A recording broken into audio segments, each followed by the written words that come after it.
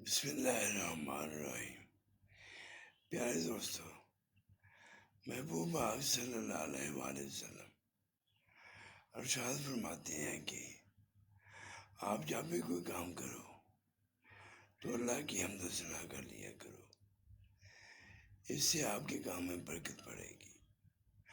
روزمرہ کے چھوٹے کاموں کے علاوہ جو ہے، اگر آپ کو خاص کام کرنے لگے ہیں، کوئی رشتہ، کوئی کاروبار، کوئی منگنی، تو اس میں پہلے اللہ کا ذکر کر لیا کریں، تاکہ آپ کے اس کام میں برکت پڑے اور شیطان کی شر سے آپ محفوظ رہیں۔